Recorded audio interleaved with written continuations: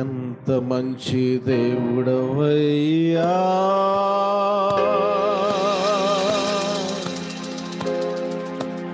ఎంత మంచి దేవుడవేసయ్యా.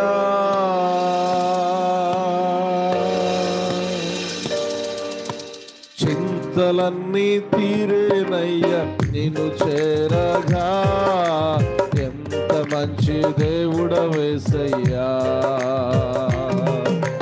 చింతలన్నీ తీరేనయ్యా నిన్ను చేరగా, ఎంత మంచి దేవుడవేసయ్యా. ఎంత మంచి దేవుడవేసయ్యా, ఎంత మంచి దేవుడవేసయ్యా. చింతలన్నీ తీరేనయ్యా నిన్ను చేరగా, ఎంత మంచి నా చింతలన్నీ తీరేనయ్యా నిన్ను చేరగా, ఎంత మంచి దేవుడవేసయ్యా. స్తోత్ర అందరూ కప్పులు కొడుతున్నప్పుడు మైపడుతా.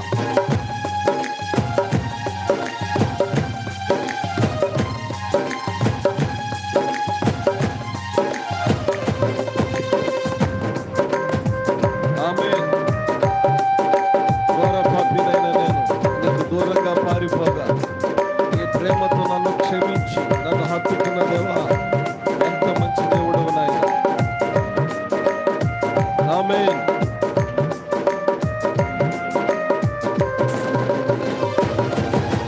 ఘోర పాపినైన నేను నీకు దూరంగా పారిపోగా, ఘోర పాపినైన నేను దూరంగా పారిపోగా, నీ ప్రేమతో నన్ను క్షమించి నన్ను హత్తుకున్నావయ్యా. నీ ప్రేమతో నన్ను క్షమించి నన్ను హత్తుకున్నావయ్యా. ఎంత మంచి దేవుడవేసయ్యా, ఎంత మంచి దేవుడవేసయ్యా. చింతలన్నీ తీరేనయ్యా నిన్ను చేరగా, ఎంత మంచి దేవుడవేసయ్యా. చింతలన్నీ తీరేనయ్యా నిన్ను చేరగా, ఎంత మంచి దేవుడవేసయ్యా. చింతలన్నీ తీరేనయ్యా నిన్ను చేరగా, ఎంత మంచి దేవుడవేసయ్యా.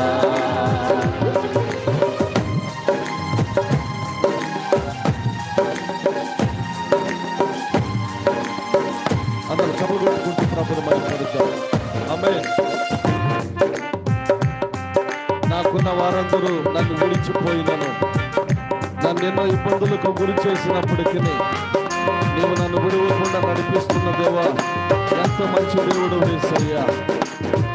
ఆమేన్. నాకున్న వారందరూ నన్ను విడిచిపోయినను, నాకున్న వారందరూ నన్ను విడిచిపోయినను,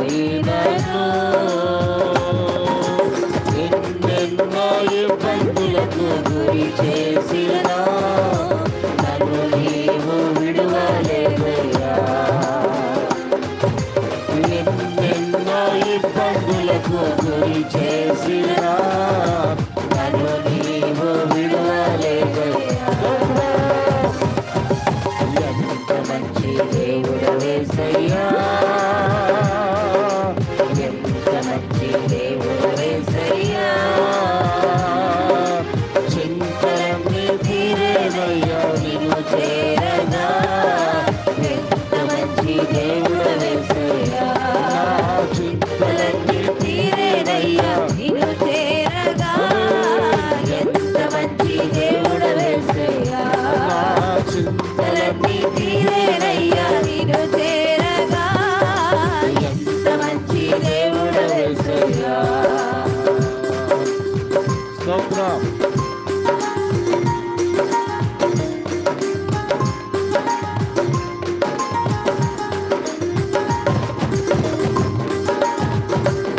లేకుండా నేను ఈ లోకంలో బ్రతుకోలేనయ్యా.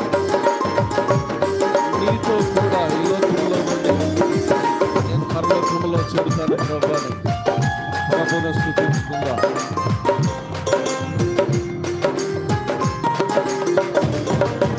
నీవు లేకుండా నేను ఈ లోకంలో బ్రతుకలేనయ్యా. నీవు లేకుండా నేను ఈ లోకంలో బ్రతకలేనయ్యా. నీతో కూడా ఈ లోకం నుండి పరలోకం చేరదనేసయ్యా. నీతో కూడా ఈ లోకం నుండి పరలోకం చేరదనేసయ్యా. నీతో కూడా ఈ లోకం నుండి పరలోకం చేరదనేసయ్యా. నీతో కూడా ఈ లోకం నుండి పరలోకం చేరదనేసయ్యా.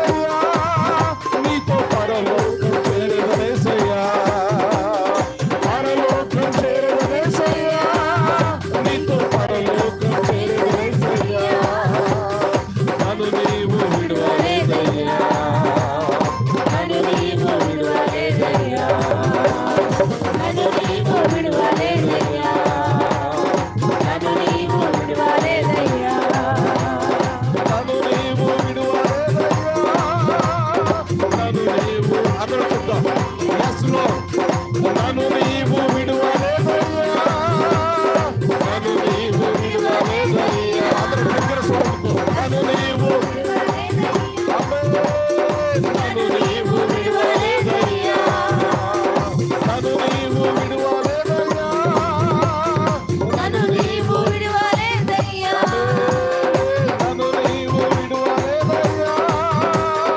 నన్ను నీవు విడువలేదయ్యా, నన్ను నీవు విడువలేదయ్యా, నన్ను నీవు విడువలేదయ్యా,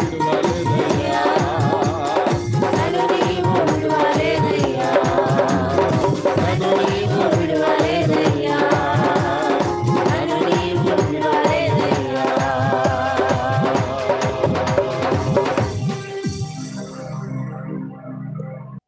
హల్లెలూయా హల్లెలూయా. లేఖనం సెలవిస్తా ఉంది, మీరు బహుశ్రేష్ఠులు కారా.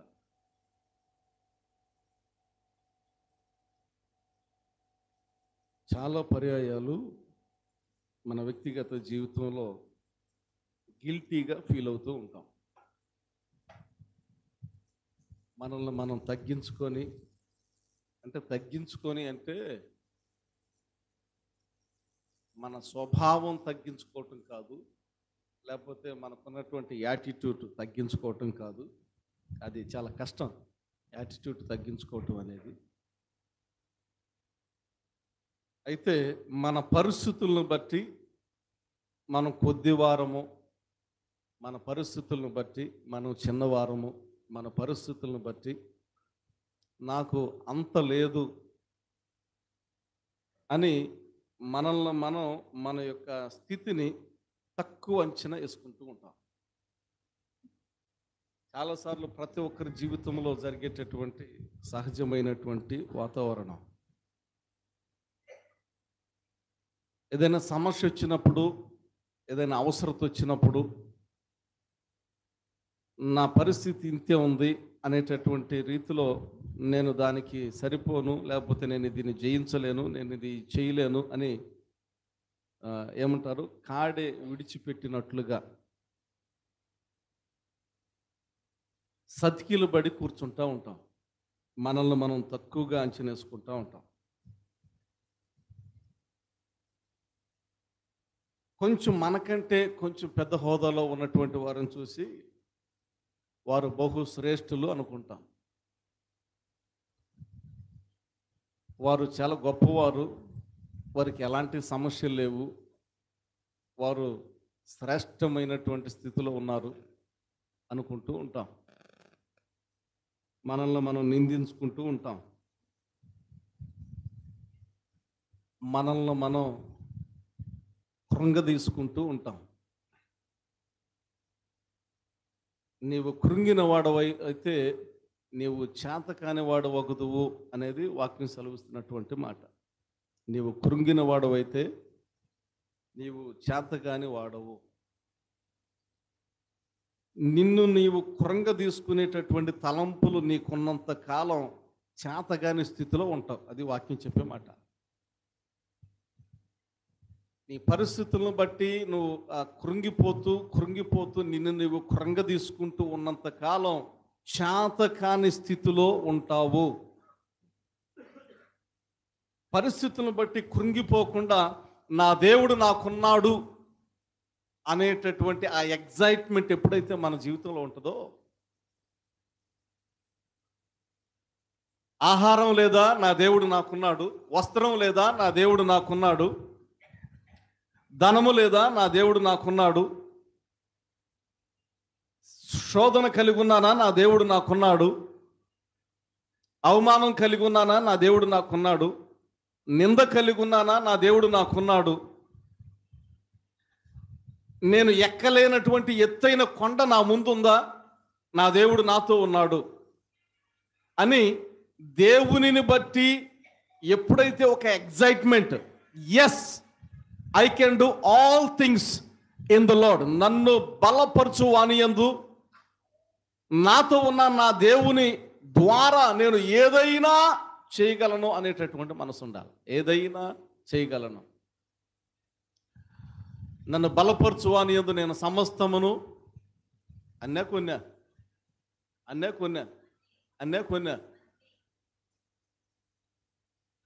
ముఖ్యంగా మన యొక్క స్థితిని తగ్గించేటటువంటి పరిస్థితులు ఏంటంటే మన యొక్క మైండ్ సెట్, మన స్థితిని, మన హోదాను తగ్గించేటటువంటి పరిస్థితులు ఏదైనా ఉన్నాయి అంటే అది మొట్టమొదటిగా మన మైండ్ సెట్.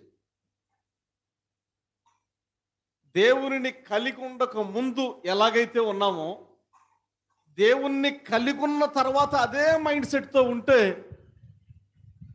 నీవు దేవుణ్ణి కలిగి ఉన్నావు అనటంలో అర్థమే లేదు.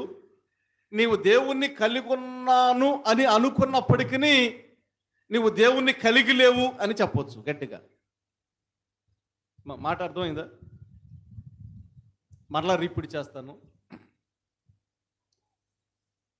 దేవునిని కలిగి ఉండకముందు ఏ విధమైనటువంటి మైండ్ సెట్ ఉందో, దేవుణ్ణి కలిగి ఉన్న తర్వాత కూడా అదే మైండ్ సెట్ ఉంటే మనము దేవుణ్ణి కలిగి ఉన్నాము అనేటటువంటిది అబద్ధం. ఆ వేరియేషన్ అనేది రావాలా. వాక్యం సెలవిస్తా ఉంది, కాగా ఎవడైనాను క్రీస్తు యేసునందు ఉన్న ఎడల వాడు నూతన సృష్టి, పాతవి గతించిన ఇదిగో సమస్తమును. సో తలంపుల్లో నూతనత్వం రావాలా, ఆలోచనలో నూతనత్వం రావాలా. క్రీస్తుని కలిగి ఉండకముందు ఆలోచన వేరు, క్రీస్తుని కలిగిన తర్వాత ఆలోచన వేరు. అక్కడ నేను చదువుతూ ఉన్నప్పుడు ఈ మాట, అదే సందర్భంలో ఈ మాట నాకు ఆశ్చర్యం అనిపించింది. అన్యజనులు వీటన్నిటి విషయమై విచారింతురు. అంటే ప్రభువును కలిగి ఉండక ముందు మనం కృంగిపోయాం. బాధలను బట్టి కొన్నిసార్లు భయపడ్డాం, సమస్యలను బట్టి కొన్నిసార్లు ఏడ్చాము, కృంగిపోయాము, చేతకాని వారిలాగా ఉన్నాము. యేసయ్యను కలిగి ఉన్న తర్వాత మనం మన యొక్క పరిస్థితులను బట్టి కృంగిపోవలసినటువంటి అవసరత లేదు. ఎందుకంటే మన జీవితం మనం నడిపించేది కాదు, మన జీవితం దేవుడు నడిపించేటటువంటి. మన జీవితం ఎవరు నడిపించేది? మన జీవితం ఎవరు నడిపించేది? దేవుడు నడిపించేది. ఇప్పుడు మీ ఆలోచన ఏంటంటే, రైట్, పక్కన వాళ్ళకి కాబట్టి ఎస్ దేవుని కలిగి ఉన్నాడు ఆయన, సహోదరి దేవుని కలిగి ఉంది, మీరు బహుశ్రేష్ఠులు ఇశ్రాయేల్ కదా. దానిలో నేనేమి డిసప్పాయింట్ అవ్వను, నాకేమి గిల్టీనెస్ ఉండదు, లోన గిల్టీనెస్ ఉండదు. ఎందుకని నేను మీ గురించి చెప్తా ఉన్నా, మీరు బహుశ్రేష్ఠులు అని చెప్తా ఉన్నా. When it will comes to me, నాకు నేను చెప్పుకుంటా ఉన్నప్పుడు, నేను బహుశ్రేష్ఠుడను అన్నప్పుడు ఒకలాంటి గిల్టీనెస్ వస్తుంది. అవునంటావా? ఏది మరలా ఏది ఆది కాండం దగ్గరికి వెళ్తాం, ఇది నిజమా? నేను బహుశ్రేష్ఠుడినా? నేను బహుశ్రేష్ఠురాలనా? మనల్ని ఒకసారి మీరు అనుకోండి, నేను బహుశ్రేష్ఠుడను. కొంతమందికి ఆ మాట గట్టిగా ఫోర్స్గా రావట్లేదు, మరి కొంతమందికి ఏదో వింతగా ఉందన్నట్టుగా ఉందేమో. కానీ ఇది సత్యం, ఇది వాక్యం సెలవిస్తూ ఉంది, ఇది సత్యం. దేవుడు చెప్తూ ఉన్నాడు, ఆహారము కంటే నీ ప్రాణము, వస్త్రము కంటే నీ దేహము గొప్పవి అని చెప్పి ఈ ఒక ప్రత్యేకమైనటువంటి మాట ఈ 30వ వచనంలో ఉంటుంది కదా, నేడుండి రేపు పొయ్యిలో వేయబడేటటువంటి అడవి గడ్డి దేవుడు అలంకరించాడు. దేనిని? అడవి గడ్డిని. ఈరోజు ఉండి రేపు పోయేటటువంటి ఆ పొయ్యిలోకి వేసేటటువంటి గడ్డి. It's simple. పక్కన ఉంది కదా, కొన్నిసార్లు దీన్ని చెక్కేసేస్తే దున్నేరు, మొత్తం దున్నేరు, అది మొత్తం తీసుకెళ్ళి అక్కడ తగలెట్టారు, చివర కాల్చి వేశారు. అది మొన్నటిదాకా కొంచెం పచ్చగా ఉండేదేమో, మొత్తాన్ని ఆ గడ్డిని మొత్తం దున్నేసి సపరేట్ చేసేసి కాల్చివేశారు. వాక్యం సెలవిస్తూ ఉంది, నేడు వికసించి, ఎట్లాగంటే ఎవరో డెకరేషన్ చేసినట్లుగా, ఎవరో దాన్ని రూపుదిద్దినట్లుగా, ఎవరో దాన్ని చిత్రీకరించినట్లుగా. కొంతమంది ఆటలు వేస్తూ ఉంటారు, నిజంగా అది పచ్చదనమేమో అనుకుంటాం, నిజంగా సెలయేరేమో అనుకుంటాం. కానీ దేవుడే అంత సౌందర్యంగా సృజించినటువంటి చాలా ప్రాంతాలు, సీనర్స్ చూస్తే చాలా తీసినటువంటి ఫోటోలు తీసినటువంటి క్లిప్స్ ఫోటోలు చూస్తాం. చాలా సౌందర్యంగా ఉంటుంది. వాక్యం సెలవిస్తూ ఉంది, అది పొయ్యిలో వేయబడేదిగా ఉంటుంది మరుసటి రోజు. వాటికి అంత అలంకరణ దేవుడు అనుగ్రహిస్తే చూడంగానే కొన్నిసార్లు ఇక ఎట్లాగా ఉంటుందంటే, ఈ కొన్ని లొకేషన్స్ చూస్తే వావ్ అని ఎగిరి గంతులు వేస్తూ ఉంటాం, భయంకరంగా గంతులు వేస్తూ ఉంటాం. కొంచెం మనసు ఉన్నటువంటి చిరాకు, కొన్ని టెన్షన్స్ మొత్తం రిలాక్స్ అయినట్లుగా, అబ్బా ఏమి అందంగా ఉంది ఈ లొకేషను, ఇప్పటి వరకు రాలేకపోయానే, నేను ఈ లొకేషన్ నేను చూడలేకపోయానే, కనీసం నెలకు ఒకసారన్నా లొకేషన్కి వెళ్తే బాగుంటుంది అనిపిస్తూ ఉంటుంది. సో అంత రమ్యంగా, అంత ఆహ్లాదకరంగా చూడటానికి ఇక అక్కడే ఉంటే ఇంకా బాగుంటుంది అన్నట్లుగా ఉంటుంది. అంత అలంకరణ ఉంటుంది. ఈ రోజు ఉండి రేపు పొయ్యిలో పోయేటటువంటి దానికి అంతగా దేవుడు అలంకరణ ఇస్తే, వాటికంటే మీరు బహు శ్రేష్ఠులు అని ఉంటుంది. వాటికంటే మీరెవరంట? బహుశ్రేష్ఠులు. శ్రేష్ఠులు కాదు, బహుశ్రేష్ఠులు. ఇంకక్కడ ప్రత్యేకించి ఆ సొలొమోను కూడా మెన్షన్ చేసినటువంటి సందర్భాన్ని ఆ వాక్య భాగంలో చూస్తాం. అయినను తన సమస్త వైభవముతో కూడిన సొలొమోను సహితము వీటిలో ఒకదాని వలెనైనను అలంకరింపబడలేదు. సొలొమోనుకి చాలా శ్రేష్టమైనటువంటి అలంకరణ చేశాడు దేవుడు. ఈ సృష్టికి ఎలాగైతే అలంకరణ ఇచ్చాడో, సొలొమోనుకు కూడా జ్ఞానం అనేటటువంటి అలంకరణ ఇచ్చాడు. లేఖనం సెలవిస్తూ ఉంది, వాటి వలె సొలొమోనును కూడా అంతగా అలంకరించలేదంట. గడ్డి పువ్వులకి అంత శ్రేష్టతనిచ్చాడు దేవుడు. సొలొమోను గురించినటువంటి కీర్తి ఆ దినాల్లో ప్రపంచం అంతా వ్యాప్తి చెందింది. ప్రపంచం అంతా కొనియాడారు సొలొమోను జ్ఞానముతో అలంకరించబడినటువంటి వాడు అని. కానీ దేవుడు గడ్డి పువ్వును ఎలాగైతే అలంకరించాడో, ఆ అలంకరణ కంటే ఎక్కువేమో అలంకరించాల సొలొమోను.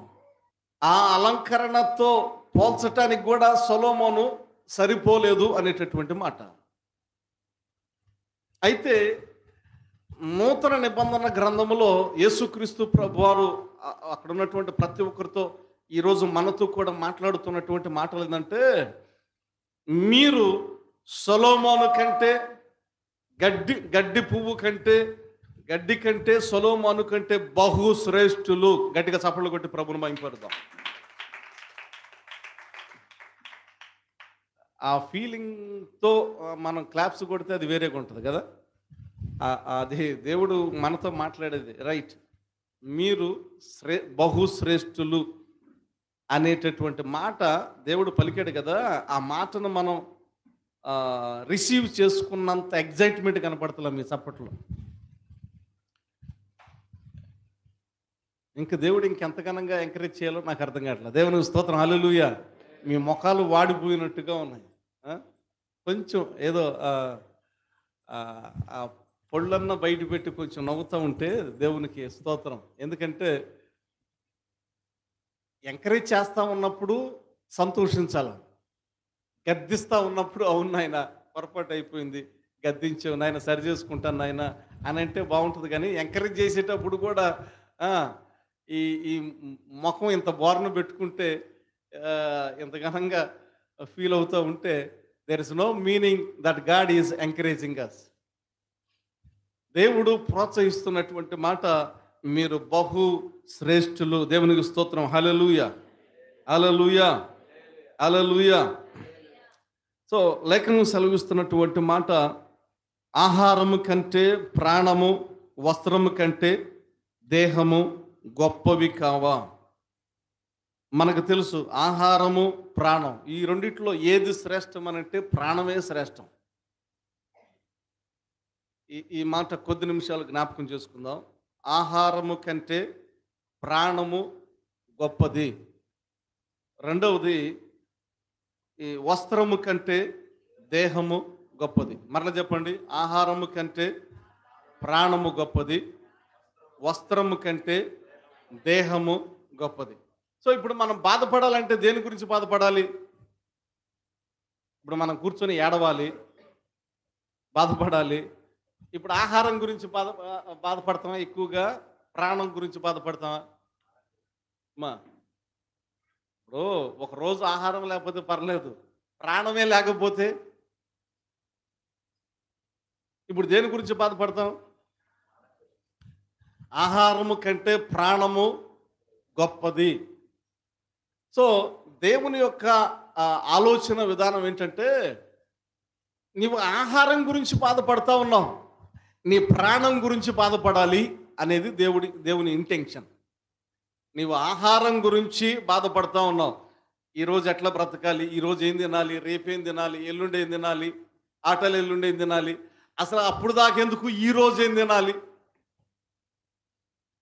సో దేవుని యొక్క ఇంటెన్షన్, ఉద్దేశం ఏంటంటే, నీవు ఆహారం గురించి కాదు బాధపడేది, నీ ప్రాణము గురించి బాధపడు. నీ ప్రాణం అది దేవుడిచ్చినటువంటి గొప్ప ఆశీర్వాదం. ఈరోజు దేవుడు సజీవులుగా నిలబెట్టాడు. దేవుడు ఆయుష్ను ఇచ్చాడు, మన ప్రాణాన్ని మనలో ఉంచాడు. కాబట్టి ఏ రీతికైనా మనం ఆహారాన్ని సంపాదించుకుంటాం. ప్రాణం లేకపోతే, సో దేవుడు ప్రాణం ఇచ్చాడు, దాన్ని బట్టి సంతోషించు. ప్రాణం ఇవ్వకపోతే ఎవరు ఏం సంపాదించలేరు. సో ఇప్పుడు ఆహారం కావాలి, ప్రాణం లేకపోతే మనకెందుకు ఆహారం? ప్రాణం లేకపోతే మనకెందుకు ఆహారం? ప్రాణం లేకపోతే ఆహారం అవసరమా? చనిపోయిన వాళ్ళ దగ్గరికి వెళ్ళి, నాయన ఒక ముద్ద తిని నాయన, కొంచెం నెయ్యి వేసాను, జీడిపప్పు కూడా వేసాను, నాయన నోట్లో వేసుకుంటే కరిగిపోయేటట్టుగా ఉంది, కొంచెం పాయాసం చేశాను నాయన, నోట్లో వేసుకుంటే అరిగిపోయేటట్టుగా ఉంది, కొంచెం నాయన అని పెడితే చుట్టుపక్కల చూసేవాళ్ళు అందరూ ఎట్లాగా ఉంటుంది మన ఇంకా. అరే రే రే రే రే రే రే, ఎంతో ప్రేమించి ఉండొచ్చామో మైండ్ పూర్తిగా ఆహారము కంటే ఏది విలువైంది, ఏది గొప్పది? ప్రాణం గొప్పది. సో ప్రాణము గొప్పది అన్నప్పుడు, దేవా నా ప్రాణాన్ని మీరు ఉంచారు, దేవా జీవించేటటువంటి ప్రాణిగా నన్ను నిలబెట్టారు, అది చాలు నాయన. అంటే మొదట దేని గురించి అయితే బాధపడాలో దాని గురించి బాధపడితే బాగుంటుంది. మొదట దేని గురించి బాధపడాలో ఫ్లైట్లో ఒక ఇండికేషన్ ఇస్తారు, దయచేసి అనౌన్స్మెంట్స్ జాగ్రత్తగా గమనించండి అని చెప్పి కొన్ని ఇన్స్ట్రక్షన్స్ ఇస్తారు. ఏదన్నా ప్రాబ్లం అయినప్పుడు ఆ మాస్కులు పడతాయి, ఆక్సిజన్ మాస్కులు పైనుంచి అటంతటికి అవే పడుతూ ఉంటాయి. ఆ మాస్కులు పడినప్పుడు ప్రక్కన పిల్లలు ఎవరన్నా ఉంటే, పక్కన పిల్లలు లేకపోతే మీ రిలేటివ్స్ ఎవరన్నా ఉంటే, ముందు వాళ్ళకి పెట్టడానికి ప్రయత్నం చేయమాకండి, ముందు మీరు మాస్క్ ధరించండి అని అంటారు. ఆ తర్వాత మీ పిల్లలకు లేకపోతే మీ ప్రక్క వారికి హెల్ప్ చేయండి అని చెప్తారు. ఎందుకని అనంటే, నువ్వు మంచిగా ఉంటే కదా ఇతరులకి మేలుకరంగా ఉండేది. నువ్వు మంచిగా లేకుండా ఇతరుల గురించి ఆలోచిస్తూ ఉంటే ఈలోపు మన ప్రాణం పోద్ది కదా. ప్రాణము చాలా గొప్పది. ఇంకా కొన్ని కొటేషన్స్ ఉంటాయి, ఏమనంటే జీవితం చాలా విలువైంది, జీవితం చాలా చిన్నది. ఆ, ఇది ఒకటే జీవితం, మరలా మరలా రాదు, ఒకటే జీవితం. ఆ? ఓహో, మళ్ళీ ఇట్లు ఏది మన ట్రాక్లోకి వచ్చావా? రైట్, నేను కొటేషన్స్ అడిగా. అక్కడక్కడ కొటేషన్స్ ఉంటాయి, జీవితం జీవితం గురించి కొటేషన్స్ ఉంటాయి. సరే, రైట్, మన ట్రాక్లో ఏముంటుంది? రెవరెండ్ సహోదరి చక్కటి మాటలు జ్ఞాపకం చేసింది. ఏది? ఆది కారణంలో 900 సంవత్సరాలు పైనే అట్లాగా జీవించారు. దావీదు కాలం వచ్చేసరికి, అయ్యా నా జీవితం బెత్తడంతే అనని పరిశుద్ధ లేఖన భాగంలో చూస్తాం. చివరికి వెళ్ళేసరికి జీవితం ఊపిరి, ఆవిరి వంటిది. ఎలాంటిదంట? ప్రారంభంలో 1000 సంవత్సరాలు, తర్వాత మధ్యలో ఏమైంది? అది బెత్తడంత అయింది. తర్వాత చివరికి వచ్చేసరికి ఏమైంది? ఆవిరిలాగా అయింది. అంటే అప్పట్లో 100 సంవత్సరాలు బ్రతికారు, ఆ మధ్యలో వచ్చేసరికి ఏదో ఒక 120 సంవత్సరాలు అవలేలుగా బతికేవారు. ఇప్పుడు పరిస్థితి ఏంటంటే ఆవిరి లాంటిది. ఎందుకంటే పుట్టినటువంటి బాబు కానీ పాప కానీ ఈ వెంటిలేటర్లో వేసేటటువంటి పరిస్థితి వచ్చేసింది. ఆ ఆవిరి లేకపోతే ఈ ఆవిరి అయిపోతుంది. వేరే ఆవిరి కనుక పెట్టకపోతే ఈ ఆవిరి ఏమైపోద్ది? ఆ రోజుల్లో ఇలాంటి పరిస్థితులు లేవు కదా, వెంటిలేటర్. ఈ వెంటిలేటర్లు ఆ రోజుల్లో లేవు కదా, వాళ్ళకి అవసరం లేదు. ఇప్పుడు ఈ రోజుల్లో వెంటిలేటర్లు కనుక లేకపోతే ఆల్మోస్ట్ ఒక 90% మొత్తం స్టార్టింగ్లోనే ఆవిరి అయిపోతూ ఉంటారు. ఆవిరి లాంటిది. సో అలాంటి పరిస్థితుల్లో, ఆవిరి లాంటి పరిస్థితుల్లో మనం ఉన్నాం. ఆవిరి అయిపోయేటటువంటి ఆ పరిస్థితుల్లో కూడా దేవుడు ప్రేమించి మన ప్రాణమును మనలోనే ఉంచి దేవుడు మనకు ఆయుషిస్తూ ఉన్నప్పుడు దాని నిమిత్తం సంతోషించాలా. ప్రాణం ఉంది, you can do anything for your self. నీ కోసం నువ్వు ఏదైనా చేయగలవు.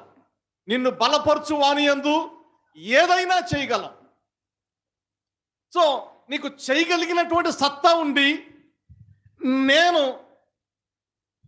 ఈ ఆహారం గురించి, నేను చేయగలిగినటువంటి సత్తా ఉండి ఆహారం గురించి నేను బాధపడుతూ ఉంటే, నేను చేయలేకపోయినా కానీ నాతో ఉండి సమస్తమును సాధ్యము చేయగలిగినటువంటి దేవుడు నాతో ఉన్నప్పుడు ఇంకా ఆహారం గురించి, ప్రాణాన్ని సురక్షితంగా కాపాడే దేవుడు నాతో ఉండినప్పటికీ కూడా మరలా ఆహారం గురించి బాధపడుతూ ఉంటే దర్ ఇస్ నో మీనింగ్.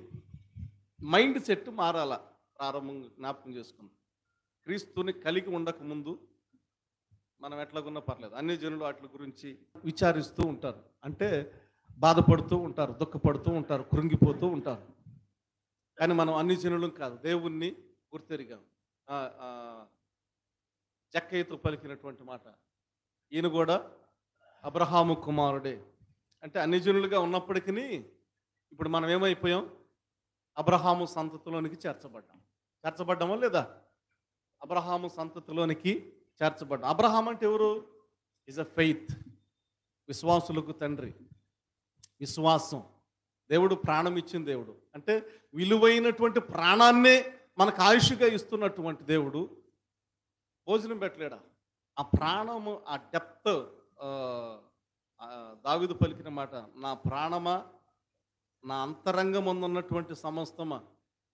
ఆ డెప్త్ దావీదు గ్రహించడం. బహుశా నా ప్రాణాన్ని దేవుడు నాలో ఉంచాడు గనుక, నా ప్రాణమా యెహోవాను సన్నుతించుకో. నా ప్రాణమా యెహోవాను, నా ప్రాణం, ఇప్పుడు నా ప్రాణమా నీవు నాలో ఉన్నావంటే అది దేవుడు చూపినటువంటి కృపే కనుక ఆయన్ను సన్నుతించు. కృంగిపోమాకు. ప్రాణం ఇచ్చిన దేవుడు అంటే, ప్రాణం ఇచ్చిన దేవుడు అని అంటే ఆహారము కంటే ప్రాణం గొప్పదనుకున్నాం కదా. గొప్పదే దేవుడు ఇచ్చినప్పుడు చిన్నది ఇవ్వలేడా? ప్రాణాన్నే దేవుడు ఇచ్చినప్పుడు ఇంకా దానికంటే తక్కువైంది దేవుడు ఇవ్వలేడా? రెండవ మాట, వస్త్రము కంటే దేహము గొప్పవి కావా? దేహము దేవుడు సురక్షితంగా ఉంచాడు, దేహాన్ని ఆరోగ్యవంతంగా ఉంచాడు. దేహాన్ని పుష్టిగా ఉంచాడు. చక్కగా దేహం పుష్టిగా ఉంది కాబట్టి తబలా వాయిస్తున్నాం, ప్యాడ్స్ వాయిస్తున్నాం కదా. దేహం పుష్టిగా లేకపోతే, దేహం పుష్టిగా ఉంది కాబట్టి ఏదో పిచ్చి ఇచ్చి రాగాలన్నీ ఏదో గొంతు ఉంది కదా అని పెద్దగా తెరిచి పాడగలుగుతా ఉన్నాను. అదే దేహం సరిగా ఆరోగ్యం పుష్టిగా లేకపోతే ఏం చేస్తాం? దేహం గొప్పది, దాన్ని మంచిగా ఉంచాడు దేవుడు. దేవుని స్తోత్రం, హల్లెలూయా. వస్త్రము కంటే దేహము గొప్పది కాబట్టి దేహాన్నే దేవుడు మంచిగా మనకి అనుగ్రహించినప్పుడు, మంచి బలాన్ని ఇచ్చినప్పుడు ఇంకా దానికంటే ఇంకా తక్కువైంది దేవుడు ఇవ్వలేడా? దానికంటే తక్కువైంది దేవుడు ఇవ్వలేడా? ఇస్తాడు. లేఖనం సెలవిస్తూ ఉంది, ఈ రేపటిని గురించి మీరు చింతించకుడి.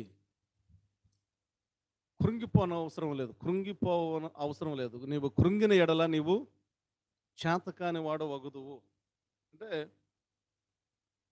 ముగింపులో నేను చెప్పగలిగింది ఏంటంటే, మైండ్ సెట్ మార్చుకుందాం. ఏం మార్చుకుందాం? నేను ఒక్కడనే కాదు, నాతో యేసయ్య ఉన్నాడు. అది ఆ మైండ్ సెట్ రావాలా. ఇప్పుడు మనం దేని గురించి బాధపడుతున్నాం, నేనే కాదుగా, నాతో యేసయ్య కూడా ఉన్నాడుగా. ఇప్పుడు యేసయ్య ఈ పరిస్థితులు ఉంటే బాధపడతాడా? లేదు. అలాంటప్పుడు నేను ఎందుకు బాధపడాలి? ఆలోచించేటటువంటి ఆ విధానం, ఆలోచించే విధానం మారాలి. సునకమును కూర్చుండబెట్టి, ఇప్పుడు చిన్నప్పుడు నేర్చుకున్నది, అదేమవుతుందంట, టీవీగా కూర్చోగలుగుతుందా సింహాసనం మీద? మరలా తోక ముడుచుకొని కిందకు వచ్చేసి దాని కంఫర్ట్ జోన్ ఏందో తెలుసా? ఒక మూలకి వెళ్ళిపోయి, అది కూడా సెంటర్లో ఉండదు. ఇప్పుడు ఎక్కడైనా కుక్కలో పడుకోవాలి అని అంటే ఒక మూలని ఏర్పాటు చేసుకున్నాం, మూలకి వెళ్ళిపోతాయి. అలాంటి మూలకి వెళ్ళేటటువంటి మైండ్ సెట్ మారాలి. We are children of king. మనము రాజులకు రాజు అయినటువంటి మహారాజు యొక్క కుమారులం. గట్టిగా చప్పట్లు కొట్టి ప్రభువును మహిమపడదాం. హల్లెలూయా. ప్రభు యేసుకే సదాకాలం పాడేదను. హల్లెలూయా. ప్రభు యేసుకే సదాకాలం పాడేదను. హల్లెలూయా. ప్రభు యేసుకే సదాకాలం పాడేదను.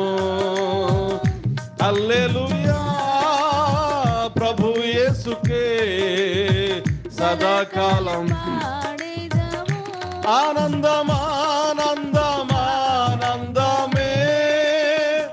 జ్యోతి అయినా సియోను నివాసమే.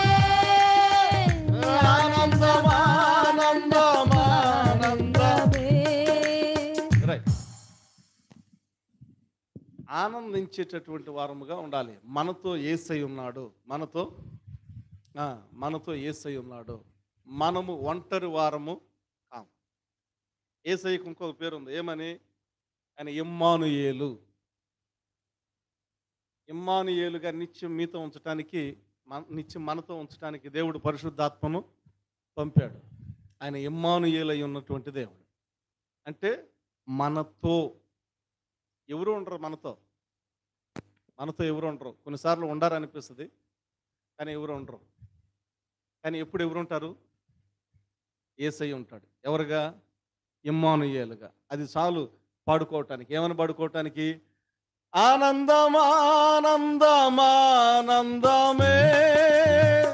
జ్యోతి అయినా సియోను నివాసమే. సొంత పుత్రునిగా మార్చినది నా జీవిత భాగ్యమే.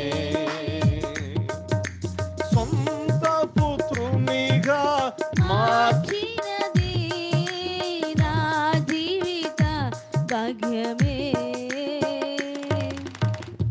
హల్లెలూయా. దేవుడు సొంత పుత్రునిగా, అదే అంత గొప్ప ఆధిక్యతనిచ్చాడు.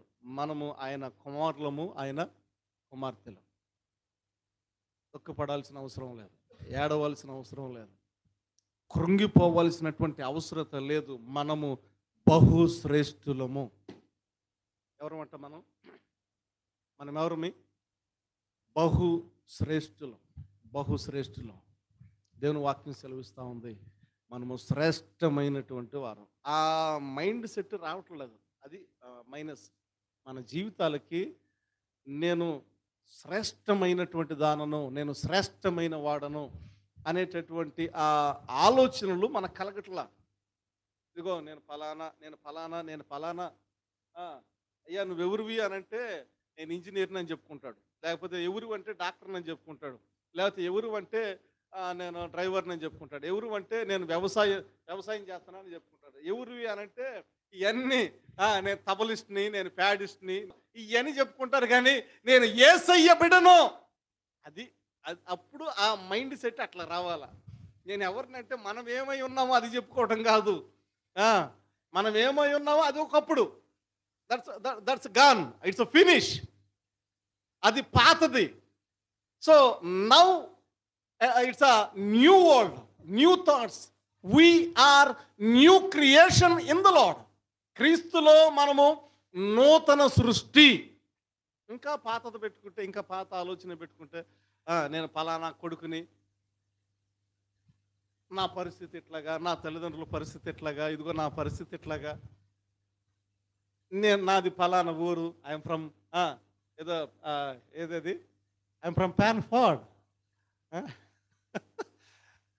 సో ఇట్లాగే చెప్పుకుంటా ఉంటే మన చిరునామా కూడా మారాలా కదా? ఏమవ్వాలా? చిరునామా మారాలి. ఐఎమ్ ఫ్రమ్ వెదుళ్ళపల్లి అని అంటే ఎట్లాగా? మన పరిస్థితులు మార్చబడటానికి అది చాలు, మన స్థితిగతులు మార్చబడటానికి అది చాలు. మనము శ్రేష్టమైనటువంటి వారము అని అలాగున నడపబడి అలాంటి స్థితిని కలిగి ఉండటానికి అది చాలు. నేను దేవుని బిడ్డను. Forget about from which kind of background we have. ఏ విధమైనటువంటి మన మన మన యొక్క వెనుకున్నటువంటి జీవితం ఏ స్థితిలో ఉంది అనేది మర్చిపోండి. మన వెనుక ఏ స్థితి ఉంది, మనం ఏ స్థితిలో ఉన్నవారం అనేది మర్చిపోండి. అది అవసరం లేదు. It's not necessary to remember in our mind. అది మన ఆలోచనలో గుర్తు చేసుకోవటానికి అవసరత లేదు, అంతే. అది గుర్తు చేసుకుంటే ముందుకు సాగలేం. ఎందుకు అవసరం లేదంటే అది గుర్తు చేసుకుంటే ముందుకు సాగలేం. నేను ఈ స్థితిలోనే ఉన్నాను అనుకుంటూ ఉంటాం. కాదు, అది వేరే, అది వేరే. యాకోబు వేరే, ఇప్పుడు ఇశ్రాయేలు. ఎంత బాగుంది కదా? యాకోబు వేరే. ఇంకా నేను యాకోబునయ్యా, నేను మోసగాడిని అని గిల్టీగా ఫీల్ అవుతుంటే ఎట్లా ఉంటుంది? నేను యాకోబుని, నేను మోసగాడిని అని గిల్టీగా ఫీల్ అవుతుంటే ఏముంటుంది? ముందుకు వెళ్ళలేడు, ముందుకు వెళ్ళలేడు, ముందుకు వెళ్ళలేడు. యాకోబు అనేటటువంటిది అయిపోయింది, ఆ చాప్టర్ క్లోజ్. అది ఎబ్బోకు రేవు దగ్గర అది అయిపోయింది, అది సమాధి చేయబడింది. ఇప్పుడు ఎవరు? ఇశ్రాయేలు. నేను దేవుని చేత ఆశీర్వదించబడినటువంటి వాడను. ఆమేన్. నేను దేవుని చేత ఆశీర్వదించబడినటువంటి వాడను, ఆశీర్వదించబడిన దానను. అంటే ఏదో ఉంది నా కొరకు దేవుడు దాచి ఉన్నది ఉంది, అది ఉంది. యాకోబు అంటే ఏమీ లేదు, ఇశ్రాయేల్ అంటే ఉంది, ఉంది, నా కోసం ఉంది. God has kept something for me. దేవుడు నా గురించి కొంత ఉంచాడు, దేవుడు నా గురించి కొంత ఉంచాడు. ఆలోచనలో మార్పు రావాలి, ఆలోచనలో మార్పు రావాలా? ఆలోచనలో మార్పు రావాలి. ఎందుకంటే మనము ఏదో కొద్ది వారము కాదు, ఒక మూలన అదే కుక్కలాగా సింహాసనం ఇచ్చినా కానీ కుక్కలాగా ఒక మూలన కూర్చుండేటటువంటి జీవితాలు కాదు. సింహాసనం మీద ఏ జీవితాలంట? సింహాసనం మీద పరిపాలించేటటువంటి జీవితాలు మనవి.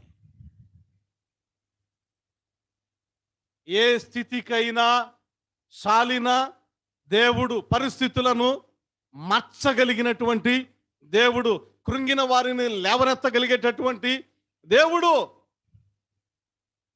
వ్యాధులను స్వస్థపరచగలిగినటువంటి దేవుడు, దావీదును హెచ్చించినటువంటి, గొర్రెల కాపరి నుంచి సింహాసనం మీదకి హెచ్చించినటువంటి దేవుడు. ఏమైపోతానో, నేను చనిపోతానేమో, నేను చనిపోతానేమో, నేను చనిపోతానేమో అని గోడ తట్టు తిరిగి అంగలార్చినప్పుడు 15 సంవత్సరాలు ఆయుష్ను పొడిగించగల సామర్థ్యత కలిగిన దేవుణ్ణి నీవు నేను ఆరాధిస్తా ఉన్నాం. నేను చచ్చిపోను. ఇది ఒక పెద్ద ఇది ఉంటుంది. నేను చచ్చిపోతానేమో, నేను చచ్చిపోతానేమో, నేను చచ్చిపోతానేమో. ఆయుష్నిచ్చే దేవుడు మనతో ఉన్నాడు. ఆయన ఇచ్చాడా 15 సంవత్సరాలు?